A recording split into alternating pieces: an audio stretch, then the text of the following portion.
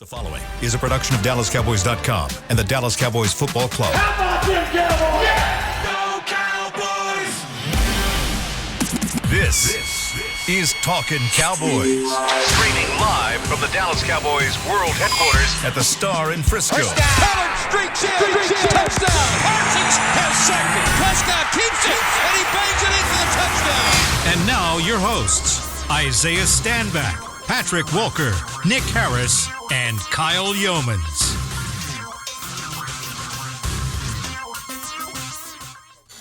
Well, welcome into another edition of Talkin Cowboys featuring myself, Isaiah Stanback, Nick Harris, and Patrick Nosey Walker. I'm Haley Sutton in for Kyle Yeomans one final time as he wraps up his honeymoon celebration. That boy got a bougie celebration. I know, too. right? I'm going Extended. Cruising around Alaska. Come on, man. I'm from Seattle, and I never even had the money to go to Alaska. So I'm trying to see what kind of money is this boy making around here. All I know is I need pics. Kyle Yeomans, I know you're listening. I need pics. I need videos because I've not yet had the pleasure to go to Alaska, but I know for a fact it is one of the most beautiful places on earth. So congratulations on that. But I need to live vicariously through him like I did through you in Mexico with the whales and yeah. You guys have nice vacations. It was a bougie trip. They do. My Mexico trip They was, do. it was very bougie. I drive to the Star for my vacation. That's the only vacation I get, Nick. You know? Yeah, the staycation. Exactly. Didn't you just come back from No. the trip? Weren't you just in Seattle like 48 hours ago? No, I did not. No. Weren't you? I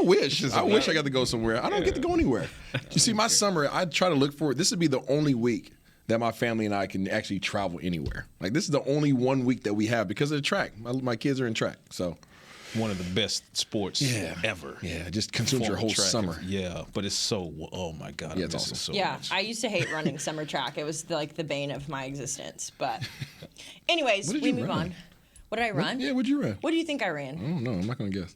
It's like guessing somebody's age. Yeah, you don't guess what event somebody partakes in. I was a sprinter. Nice. So I ran the 1, the 2, the 800. See, that's not a sprint. I know, but that's what I was going to say. It wasn't my choice. Okay. My coach made me run the 800. She did. She said she ran the 1. So Yeah, I ran the 1, the But 2. The 800 is a sprint for some people. Yeah. Which I It's don't know not- what it's their not for lungs me. are. It's Yeah. because I played Yeah. soccer, and so it was a good Okay. balance Yeah, that's the of difference. like She got soccer her prep. lungs are different. Yeah, Yeah. and then actually, I was a very good long jumper, triple jumper. Nice. So yeah, I actually, real quick flex, I learned how to triple jump the day of my first ever track meet in the 8th grade. Okay. And I never lost. Ooh. Okay. That's what I'm So, saying. low flex. Say it with your chest today, Set then. the the presence tone of a this champion. morning, guys. A little bit of a flex. I like it. I like it a lot. All right, let's get into some Cowboys conversations today. A lot of news happening around the league, but the biggest that we actually discussed yesterday at lunch, Patrick, is the new quarterback rule that has been enlisted for the NFL in this upcoming season. I'm going to let you dive into the details of it, but real quick, just here's the skinny on what that looks like. So essentially, the NFL is allowing rosters to add a third quarterback onto their game day roster as long as that player is on the 53. Right. And the best part about it is it doesn't affect your inactives. It doesn't affect your roster cap in terms of a 53-man roster, a 45-man game day roster. There are some caveats to it. That third quarterback cannot play in a game until the first and second string quarterbacks have gone out. But obviously, a lot of flexibility in terms of what teams can do with that rule, specifically the Cowboys, who have 3 quarterbacks on their roster this year. Patrick, kind of just dive into what that looks like for this team and what it's going to kind of look like for the NFL. Well, first of all, that sound you hear is Will Grier smiling ear to ear because this rule basically guarantees that, assuming he remains the third quarterback on the team, it basically guarantees he gets to suit up every single week. Now, as you said, Haley, he doesn't get to play unless both QB1, Dak Prescott, and Cooper Rush, QB2, are injured in that particular game, and then he gets to go in. But once they're medically cleared, which is another caveat, once they're medically cleared, if they're medically cleared to return to that game, he has to come back out of the game. So that's kind of the dance there. But the beauty of it is for the Cowboys is they'll never be in a situation like we saw the 49ers in the NFC Championship against the Philadelphia Eagles when Christian McCaffrey was taking warm-up reps, possibly about to go in at QB. So that's what that rule is. We can kind of dub it the Christian McCaffrey rule, right? But you got to love it because it also means that the Cowboys, neither, nor any of the other 31 teams have to burn a roster spot. It's more or less a roster exemption specific for QB3 on a week-to-week basis. So like you said, Haley, rule number 1 is they have to make the active 53-man roster and final cutdowns. You cannot stash the QB on the practice squad because anyone that's elevated in any given week is not eligible to be designated as your emergency QB. And they have to make that designation the same time they make the inactives known, which is 90 minutes, no later than 90 minutes prior to kickoff. So those are the key things. But for Will Grier, who is still going to compete with Cooper Rush, I know Cooper Rush's re-signing strongly implies that he's going to be the QB2, but we're not going to sit here and say there's not going to be a battle there. Will Grier arguably took the lead in that battle last summer before he suffered the groin injury. I look forward to that, battle happening again in training camp in July. But I mean, it's a fantastic rule all around. Can't say the same about the other rule that was approved yesterday, and I'll toss to Nick Harris for that one in a second. Subtle tease there. But I guess you get a win, but you got to take a loss as well if you're an NFL fan. So the loss is the Thursday night flex rule. I'll let Harris dive into that one. Yeah, absolutely. So at the owners' meetings yesterday, the NFL also approved Thursday night football flex scheduling, which basically allows the NFL 28 days before, so you have to have a 28-day notice, 4 weeks, to move a Thursday night football game to Sunday and then move a Sunday afternoon game to Thursday night.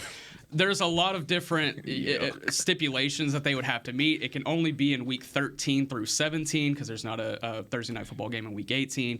A team can't be on the road 2 times on a Thursday night game, and they still can only have 2 Thursday night games. So it's a slim chance that anything even happens with the flex Thursday night football scheduling. But let's say you are a Jets fan and y'all are playing in Denver in week 17, and you have just always wanted to go to Mile High on a Thursday night, and you find out 28 days before that it's going to be Sunday afternoon. You got to change all of your scheduling. You got to move your flights around, move your tickets around, and that's why 8 voters voted against it. The Cowboys did vote for it. 24-8 was the final count, and 24 is the minimum allowed to pass a rule, and it passed barely. But there's some fans that are very upset about it. Giants owner is very upset about it. It looks like Isaiah Stanback to my right is upset about it. Listen here, man. This league. I am as well. It's unfortunate for the fans. Say it with your chest. I mean, to be honest with you, that aspect really doesn't bother me that much. The whole Thursday night flex thing, it doesn't affect Dallas, right? Dallas already has 2 Thursday night games scheduled, correct? So we got obviously. Just one? I thought it was Thanksgiving and. Well, they do. It's not Thursday night. Thanksgiving is game Thursday night. Okay, Yeah, gotcha. yeah. Okay, so yes, I mean it is whatever to me. As a player, you don't like Thursday night games. Let's just call it how it is. You hate Thursday night games because your body literally just recovered the day before from the previous week. So from the player's perspective, it absolutely sucks, but let's be honest, this league is not forward-facing in terms of taking care of the players. No. This is about the money in the pockets of the owner. So knowing that that's the fact, you shrug your shoulders and you say, okay, this is just another thing that helps them put more money in their pocket. The third quarterback thing, I'm looking forward to that. Yes. And how coaches and organizations work around that rule, because now all of a sudden it's like, ow, my knee hurts. Okay, come on in here for this next quarter real quick. I feel like you're hinting at some Bill Belichickian I'm just saying, maneuvering. there's always a workaround, okay? There's always a workaround. So I am looking more forward to that third quarterback and how organizations determine to go forward with that. You know how it's going to go. Oh, my gosh, I sprained my big Stomach toe. bug. Let me go get it scanned real quick, right? So a guy starts, the backup quarterback starts 0 for 5, and then suddenly his stomach starts it's hurting. a miracle. I don't feel well. So that's what I'm interested in. But the whole flex thing, it is what it is. I mean, I'm not surprised. I was about to say it doesn't all. surprise me. No. Here's the thing about the Thursday night game, so that we found, and I don't know if this was just by chance last season because it was new, it was Amazon Prime, it was a new group of people trying to get it together. So I think the production as a whole will be better this year now that they've got a season under their belt, they've been developing. So that was a big issue with Thursday night football last year. And then the second issue with Thursday night football is I'm going to say 77% of the matchups that we saw on Thursday night football last year were awful. Trash. And the one that comes to mind, it was the Broncos and was it the Rams that went to like double overtime, and it was like 6-3. Oh, that was the one something. it was in Denver. It was just horrible. abysmal football. It was horrible from top to bottom, and I feel like every single week it just kind of went to that. So I don't know if that was just like a scheduling issue.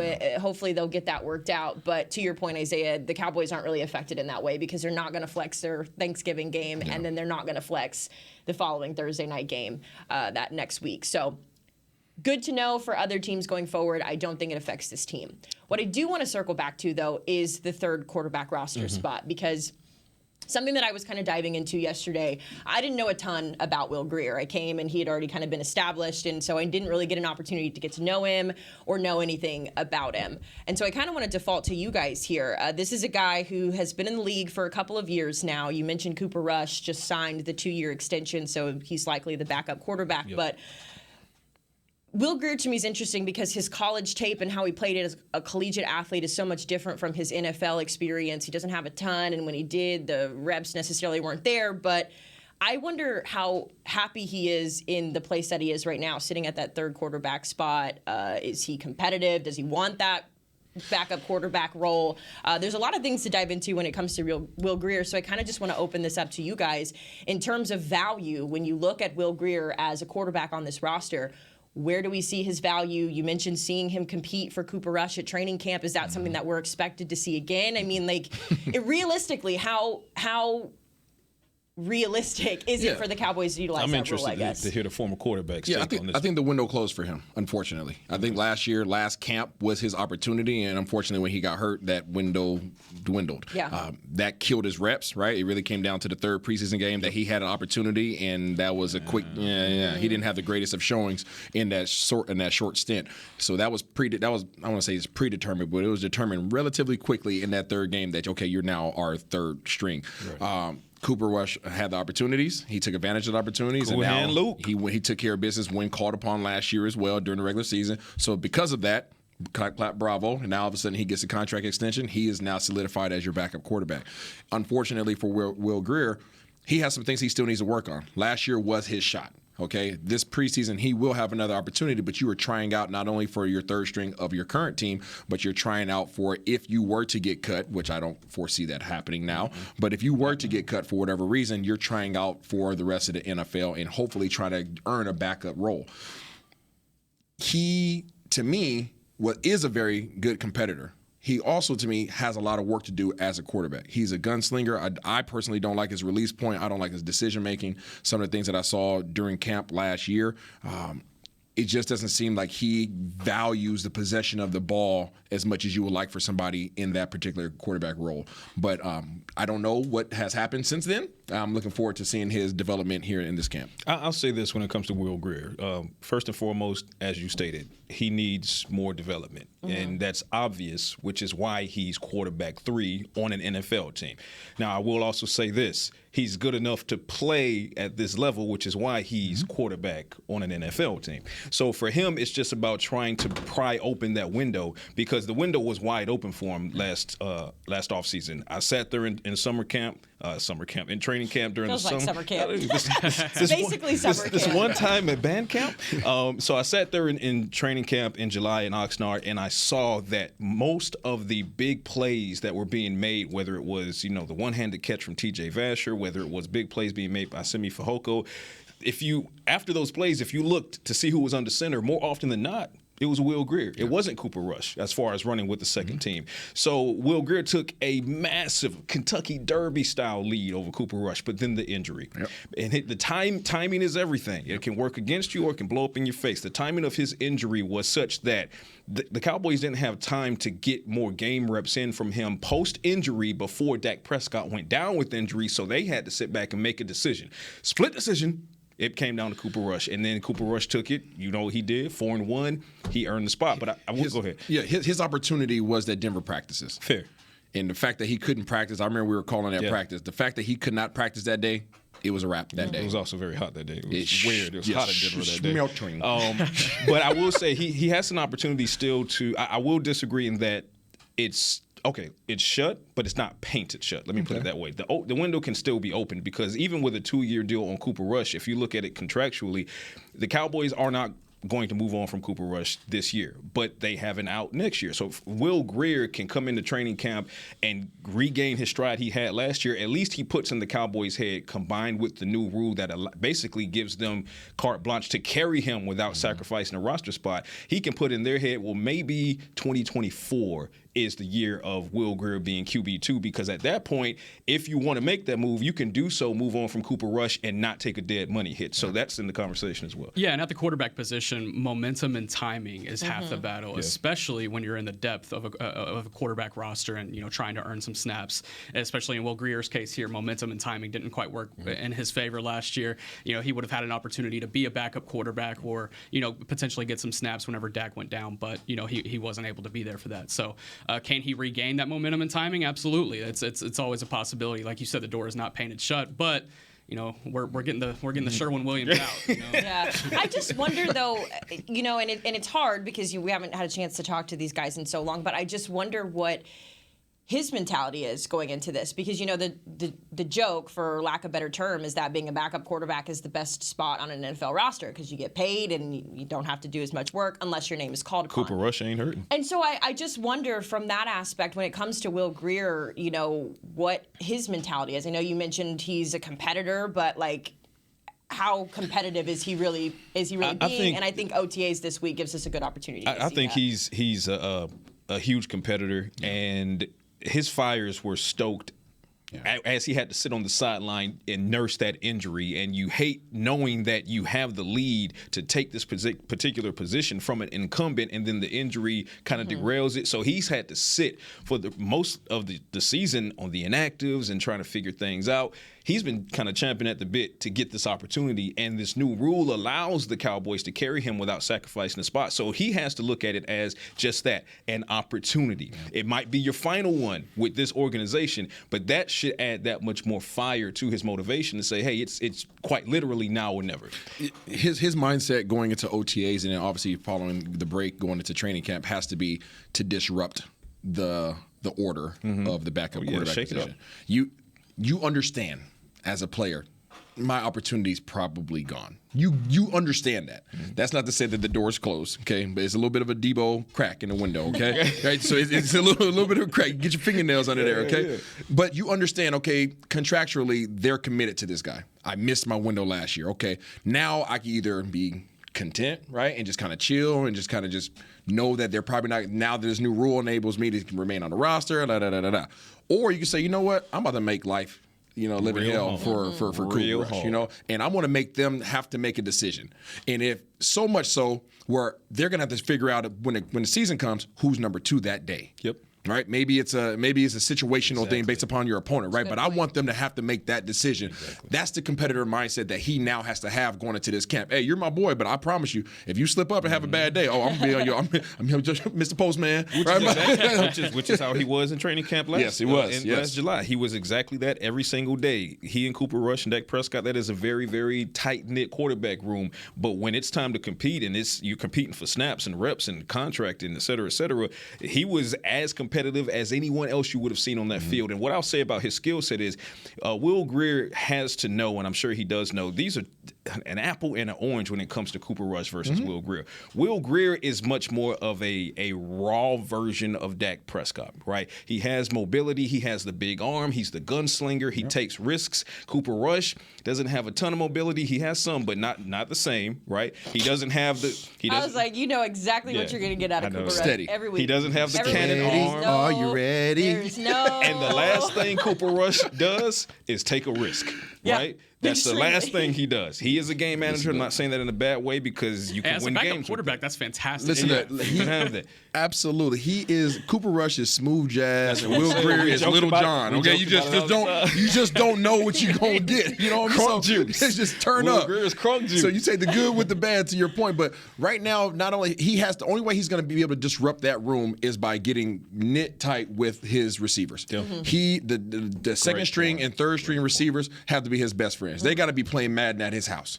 Right, they have to be going to the moves. They got to be going bowling. They got to be playing putt golf. They got to be doing everything together. Those have to be his dogs because not only starting here in OTAs all the way through training camp, those are going to be the guys he's taking reps with. Yeah. And then if you're blessed and you're absolutely killing it, guess what? Then you get to throw the CD. Yeah. Right. Then you get to throw. You know what you're saying? Then you get to throw. You got to earn that. Yeah. You get to throw to the doggone boomerang. All these guys. You're going to have to work your way up to it. So he needs to build this community and so that those guys have a trust factor with him. And I think we saw that last camp We saw that last camp where guys had a little bit more juice telling you. when Will was under center. And they wanted to make the big play when Will was under center. Grier and Semi, that connection last summer was outstanding. So that's the only way that I can see him overshadowing what Cooper Rush is. And now, in order to do that, those amazing players are gonna have to be absolutely amazing. Yeah. Your lows cannot be. Yeah, You they can't be make bad dramatic decision lows. makers. Yeah. Exactly.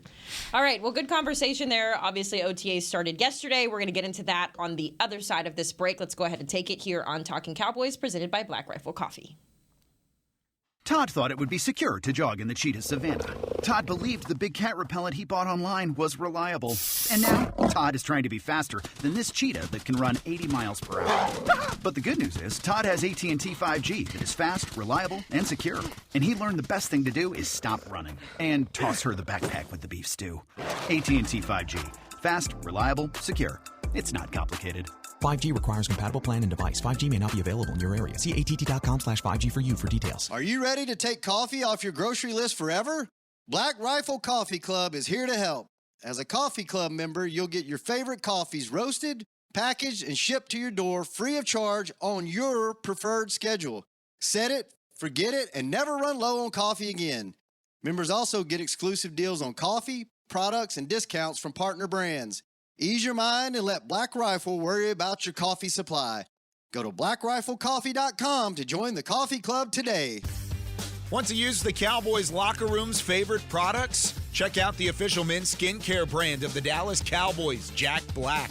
Right now, you can get the Jack Black Playmaker, a curated collection of Cowboys locker room favorites for just $10 with free shipping. The Playmaker includes 4 Jack Black skincare favorites, plus a full-sized intense therapy lip balm. Go to getjackblack.com/Cowboys and use the code word Cowboys. The Jack Black Playmaker, $10, free shipping. Hey, honey, can we talk? Of course. What's up? Well, I just thought you should know I've been curious about the new Dr. Pepper strawberries and cream. Have you felt this way a long time? No, I just think I'd really like the taste of Dr. Pepper, swirled with layers of flavor. If you feel that way, I think you should try it, babe. It's amazing. I mean, you're amazing too. New Dr. Pepper strawberries and cream. The new flavor you deserve. Back to Talkin Cowboys. Welcome back to Talkin Cowboys, presented by Black Rifle Coffee Company, the official coffee of the Dallas Cowboys. I'm super excited about this, y'all. Spanish soccer giants Real Madrid and FC Barcelona meet in Texas for the first time ever at AT&T Stadium as a leg of the 2023 Soccer Champions Tour. Don't miss your chance to see these storied rivals in action at AT&T Stadium on July 29th, 2023. Tickets are now on sale at SeatGeek.com, the official ticketing provider of AT&T Stadium. I am honestly devastated that I have to miss that because it will be at training camp. We will. Yeah, we'll have just freshly We'll be gone watching. to We'll be training camp. watching to see if Will Grier can. So y'all don't mind if I dip out for a day to come to that because you got the PJ? That's an incredible. Squeeze me. That's an incredible soccer matchup. I saw that when it first Mr. came out. Jones, if you will. I know. I've seen Barcelona play once. It was when I was in Miami, and they played Inter Miami, and it was when they first signed Robert Lewandowski, who's like one of the best strikers in the world. So it was like our first opportunity to see him in a Barcelona jersey, and they wrecked Inter Miami. But it was cool to see everybody there. That's pretty. There's big, levels. Pretty big deal. There's levels in soccer, I man. know. That is the hardest sport to stand out in. Mm-hmm. Hands down. Mm-hmm. And what's difficult about it too is, especially when you get to like the Premier League, La Liga, the Italian league, all of these leagues, you have these players who are so solidified in their spots. There's not really any rotation. So kind of like Will Grier, you get your opportunities and they disappear. Yep. Really, your only opportunities you get in soccer is garbage time minutes. So you're talking the last 10 minutes of a game plus stoppage time, injury. So maybe you come in after an injury. And with soccer, it's so results driven that if you get in as a sub and you do nothing, that's it. You're just another guy. That's it. Cold world. You don't make the 53. Cold world. Get a blessing. Anyways, let me get off my soccer soapbox because I could be here all day. Let's transition into organized team activities. OTAs. They started yesterday, OTAs, a lot of new faces in the building, mixing with those veterans who are finally coming back and getting back into the groove of things. It was nice to see the rookies kind of get their feet wet. I mentioned this last week. It's so fun just to see them, walk around the building with their eyes open and they just don't know where to go, or they're trying to find their meeting or the lunch table. But that kind of goes away this week. Now they're into big boy football. They're competing with the guys who are their veterans, their superiors. What are some things that we're looking for out of this week? I know we will get a chance to talk with them on Thursday at OTAs at the media availability, but just this week, what are some things that we're looking for in this roster in terms of developing for training camp? For me, and I'll take the segue from the rookies, and I'll go with the obvious and the not so obvious. Obviously, I'm ready to see Mazi Smith. Now keep in mind, I mean, there'll be some 7-on-7s, 9-on-9s, 11-on-11s, but no contact is allowed, ladies and gentlemen. So keep that in mind. So we're not going to see Mazi Smith out there trying to bulldoze through anyone. But I'm interested to see how quickly he can refine his already stellar technique to take the next step at the NFL. I'm looking to see his interactions with some of these veterans. I'm looking to see, other than Osa Odigizua and Micah Parsons and Jonathan Hankins, who he's building instant relationships and chemistry with across that defensive line and in the linebacker corps. So I'm looking for that as well. We spoke with Mazi on minute 1, day 1, and the entirety of that day, he just kept displaying his hunger to get on the field. Yeah, now he's going to be on the field with the veterans. So let's see how that goes. Yeah, I loved how anytime you asked Mazi, and even this was when we got to talk to him at rookie camp, anytime you asked him, like, how good does it feel to be here? Every single time his response was, I'm not getting too excited. I'm just ready to go. He's ready to go. Every time. There was never any, even when we were given the tour around the building, he was as even keel as he could have possibly been. With that evil grin. Even whenever that sinister you could grin. tell he was excited. He's like, nah, I'm just ready to play ball. Like, that's it. That sinister grin. That to me is what a competitor looks like. Yeah, and that's my obvious, because, first round pick, a lot comes with that, and everybody's going to have all eyes on him. But then my not so obvious is I'm so intrigued. I'm intrigued by several of these rookies. Asim, Viliami, for example, a huge fan of Viliami's motor and his aptitude for football violence. But Eric Scott, I can't shake the way Will McClay lights up when talking about this young man, to the point where, yes, I've seen the film and I've seen the good and the bad. And the good is he can take the ball away. You talk about his 2 pick sixes in 2022. He has potential. He has the ceiling. But then he also needs development. He's raw as well. And I want to see how quickly he can develop under guys like Al Harris and obviously Dan Quinn. But I'm interested to see what Will McClay saw through Will McClay's eyes that had him sit back and say, Jerry, we need to trade a 2024 pick to move up to 178 for this kid. So I know he's much faster than that 4.72 on a tweaked quad. He has the prototypical length as far as what Dan Quinn likes to see in defensive backs. But something about Eric Scott just kind of it makes me intrigued enough to say, hey, when I'm out there looking at the Deuce Vaughns on offense, when I'm out there looking at the first-round pick Mazi Smith on defense, I'm also trying to figure out where Eric Scott is, because I'm also interested to see how he can try to carve his way into a defensive back rotation that's already seemingly locked up in the top 4 spots. Yeah, absolutely. What I'm looking for OTAs specifically is interior offensive line. Mm-hmm. Who's getting those reps? Who's coming in? Who's the coaching staff laying their trust on? Last week, Stephen Jones, we were able to talk to him at an availability, and he really talked up Chuma Edoga. So that's a guy I want to see out there for the first time, and see how he's going. And people have forgotten about Chuma. And he mentioned Chuma probably 3 or 4 times. So that's definitely something to look out for. And then also, there's a narrative going around that Stephon Gilmore isn't. He's washed, right? Yeah, but that's been the narrative since they signed him. Exactly. So if he had signed with another team. Yeah, they said the same thing about T.Y. Hilton when they added T.Y. Hilton, and he proved his value almost immediately. Why isn't he back yet? Absolutely. But if Stephon Gilmore can even bring 85% of what his peak has been, or even 90, whatever, we're looking at a defense that can take away the boundary and work completely between the hashes, and that's what you want if you're Dan Quinn, because you got guys in the draft that can operate between the hashes. So. Funnel them into Damone and LVE and a little bit of Overshown. That's where I'm looking at Dono, Overshown. Right? I'm looking at the chemistry. There's only so much you're going to see in OTA. So, I don't want to temper because it's an excitement. install. It's an install. So you're looking for how fast can these rookies really digest information and then apply it. And then what is their comfort level within that, right? So whether that be at the second level with Overshown or on defense, or whether that be at the receiver position, right? Or how are these guys taking the information that they're receiving and then obviously being able to apply it with a level of comfort that they can start applying their confidence as players.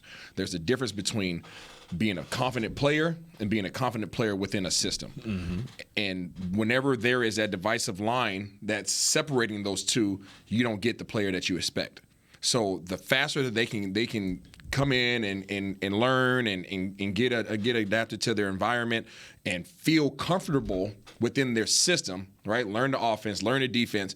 Then I can start playing and using my assets as the player that you guys know me to be on film, and I'll start showing that on the field. But until those two things mesh, I'm going to be a shadow of who you guys think I'm going to be. But there's one more thing, and this is, I'll segue this to a conversation that you and I had offline yesterday. Deuce Vaughn, this is going to be, as they're starting to do some installs, this is going to be the first real look we get at what might hint at Deuce Vaughn's role on special teams. Because speaking of narratives, there is a narrative out there outside of the building that says, oh, well, Deuce is going to come in and challenge KaVontae Turpin for one or both of the return positions. I want 2 punt returners. I was just say it's me. I'm people. You're people. Yeah, right? I'm people. I'm that guy. Don't let me be Bones Fossil. I have 2 returners back there. I know. But if you listen to what Bones is saying, at least right now, as we have this conversation, that's not how Bones is looking at Deuce Vaughn. So he's looking at Deuce Vaughn as potentially a personal protector. Like, these are Bones Fossil's words, right? So to me, number one, first and foremost, KaVontae Turpin has not only not done anything to lose the job, he's coming off of a Pro Bowl season as a rookie in which he entered the season and training camp having not had a break from a USFL MVP season. So you have to put all of that contextually and say this guy didn't take a breather and he was still a Pro Bowler. You don't then come into the next season and say, oh, we drafted this rookie, so now it's not a competition at returner. Now, can it be? Yes, Deuce can make it one if Deuce gets out there beginning in OTAs and then minicamp and training camp, and because he's going to get some reps as a returner, punt and kick. So Fossil can kind of gauge it, because at worst you have him as insurance back there. But outright, it's not a competition. Yeah, and there's not as much context, I think, as some people may believe when it comes to Deuce Vaughn returning. Give it to him here. 7 kick returns for 145 yards as a freshman at Kansas State, and that's it. Yeah, so, science. Not a ton of context. That being said, his traits, his mobility, you can throw him back there. He was getting some work in rookie minicamp. Like you said, is he going to get some reps? Absolutely. Yeah. But KaVontae Turpin is coming off a USFL MVP and a Pro Bowl appearance. His name's on the wall. Let me ask you this. Though. And this is not like a dig at KaVontae. I think that he brings this very special, skill set to this roster. In terms of versatility, that's been the conversation since the end of last year, even in the beginning of the season. This team's identity has been versatility. What can I get out of you, and how can I mix this around and do that? So in terms of versatility, what does KaVontae Turpin bring you? And I'm not dogging him. I think he's a fantastic returner. You could feel the energy every single time there was a kick or a punt at AT&T Stadium last year, and I imagine it was the same on the road, especially in the press box. And so I just think in terms of what they can offer, Deuce Vaughn, and I get it, like, he's small, he's a rookie, we have a lot of expectations, we're putting a lot of pressure on him, but when you just look at it on paper, like, they were not allowing KaVontae to be a part of the offense last year. For whatever their reason was, Correct. He was not involved in the offense in terms of getting in on snaps, catching passes. The one time we really got to see him was when he got lit up in the 49ers game in the last play of that game. So he's not involved in the offense. I don't know if that changes going into this year. But then when you look at what Deuce Vaughn can offer, he can return. He can do punts. I imagine he's getting several reps at that. He can catch it out of the backfield. He's fast. He's a strong runner. I see what you're doing there. I see what you're doing. From a versatility standpoint. You picking up what she's putting down? I'm picking up what you're putting down. I think they both have equally have the same versatility. The difference is last year they asked one thing of Turpin. Correct. Matter of fact, that's all he had to worry about. Come in and be the dynamic returner that we need you to be. We don't need you to play receiver. We need a return man, and you better be electrifying. And I was blessed to be able to call that game where he went back-to-back, right? Yeah. So that was absolutely amazing. That's all he had to do. That's not all he could do, right? So what you're demanded to do and what you're capable of doing, 2 separate things, right? He checked the box that they asked him to check. Now he has a full offseason. Now he has that spot solidified. But do you see him absolutely on the offense? Because when we saw him last year practicing against the Chargers, he was lighting him up in practice. Absolutely lighting them up. Every time we turn around, big play, big play, big play. And that was just in a little bit of a cup size that they gave him in terms of responsibilities on offense. So now that you have a full offseason, he doesn't have the butterflies. He doesn't have those nerves running, trying to figure out, am I going to make the roster? There's so much stress with that. Oh my gosh. Yeah. There's so much stress with that. The fact that he was able to perform under that stress lets you know who he is and what he's capable of. That box is now checked. He can put that behind him. Now I don't have to worry about, do I have a roster spot? Now my concern is, how can I be a better receiver so that I can be utilized more, right? And I can bring more value. That's his focus now. Last year, his focus was simply just making the doggone roster. He was happy to have an invite to camp. Well, listen, I'm going to answer it this way, piggybacking off of what Isaiah is saying. The versatility is absolutely there with KaVontae Turpin as much as it is with Deuce Vaughn. It goes to, like Isaiah said, what you're being asked to do or what you're not being asked to do. So I think there are two reasons that the Cowboys scaled back and didn't allow KaVontae Turpin to take many offensive reps. Number one, he was much too valuable as a returner, and they did not have an insurance policy at returner. So if you lose KaVontae Turpin on inside slant from the side, CD's your backup. And the CD's your backup, and now CD being your number one wide receiver, the domino effect is just tragic. So that's one. Number two, we talk about him not having a break between his MVP USFL season and joining Cowboys in training camp. So do you really want to run him into the ground like that, knowing you have a 17-game season plus hopefully a playoff run? You have to, it's load management without obviously admitting it as load management. But here's one more thing I'll say. Standing there on the sideline day to day in training camp in Oxnard last summer, I saw KaVontae Turpin on offense. And he's got it, okay? I saw him line up in the slot and go with the slant and come with the outs. I also saw him go to the boundary and take the top off on more than one occasion and come down with when it came catches, his way, he came down with catches that technically should only be acquired by the bigger guys, the guys with the bigger catch radius. Here's the small guy climbing the ladder. He was making the plays, so I saw it in real time. I saw the receipts, so I know what he can do. So that's why over the course of the season, when we were asking why not get him more involved, from my standpoint, it's because I saw what he can do. So going into this season, full off season, he had a break. He gets to come back refreshed.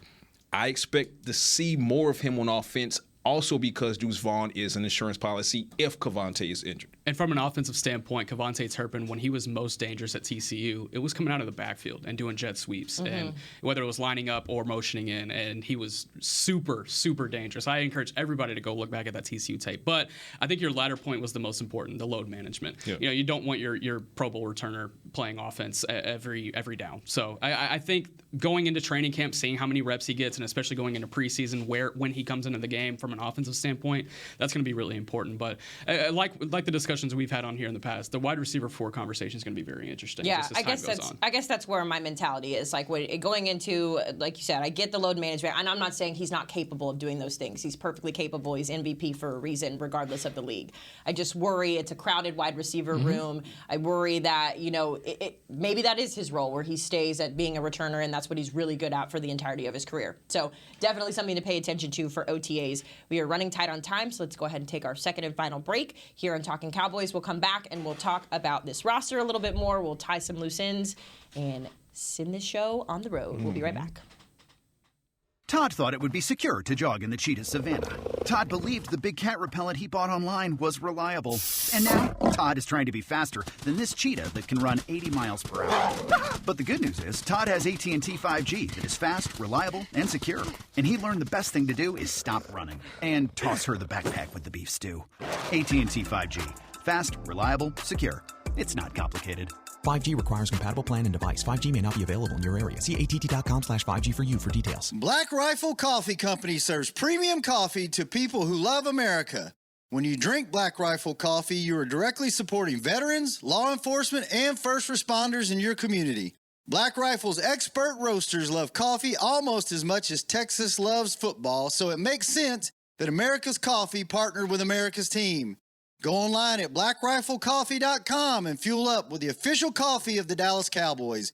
That's blackriflecoffee.com to fuel up today. Hey, honey, can we talk? Of course. What's up? Well, I just thought you should know I've been curious about the new Dr. Pepper strawberries and cream. Have you felt this way a long time? No, I just think I'd really like the taste of Dr. Pepper, swirled with layers of flavor. If you feel that way, I think you should try it, babe. It's amazing. I mean, you're amazing too. New Dr. Pepper strawberries and cream. The new flavor you deserve. Want to use the Cowboys locker room's favorite products? Check out the official men's skincare brand of the Dallas Cowboys, Jack Black.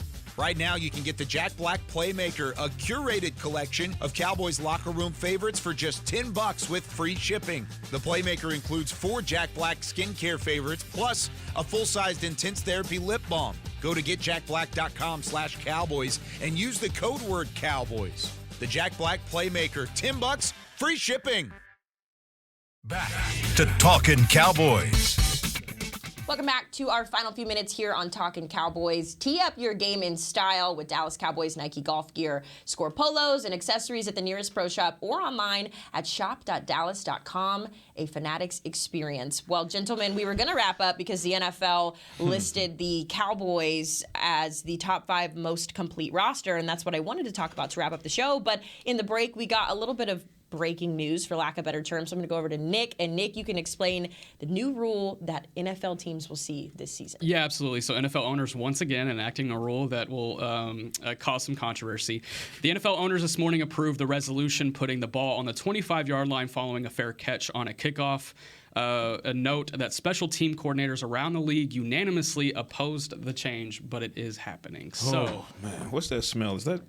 Oh, that's trash. That's right. Okay. Basura. That's trash. Basura. That's trash. Exactly Basura. We just finished talking about KaVontae. I was not expecting that.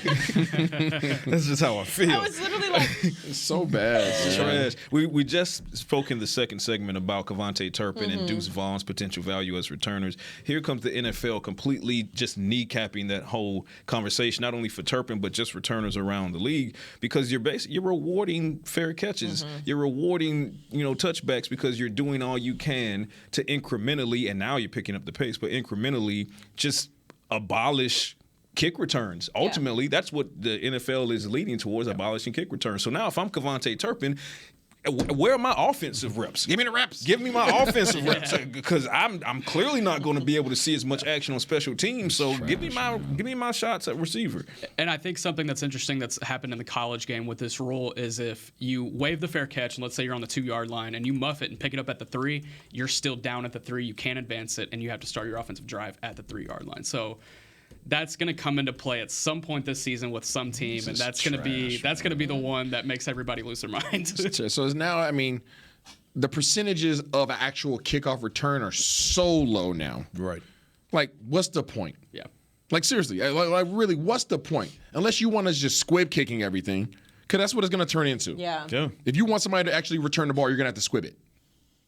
Yeah, I'm wondering as well if it has anything to do, and this is just pure speculation, something that just came to my head. I'm wondering if it has anything to do with injuries, possibly. I don't know if being able to have a little bit more space, a little bit more time to make decisions, and you're rewarded for that behavior. I'm just trying to find one redeeming quality in terms of how this They're going to continue to positive. claim it's based upon player safety. Yeah. They're going to continue to claim that the numbers show that kickoff return is the highest risk of all plays on the field over the course of a football game. And that's why they've instituted this rule, and then the rule prior. They're restructuring the whole return game because they basically, let's just be honest, they want to abolish the return game as a whole. Listen, I don't want to get into this because there's actual science to this. You got your shoulders all puffed up a little bit. Because I'm a returner, right? So I'm speaking from the person who would actually get destroyed, right, as on that play. Okay, when they took away the wedge, that took away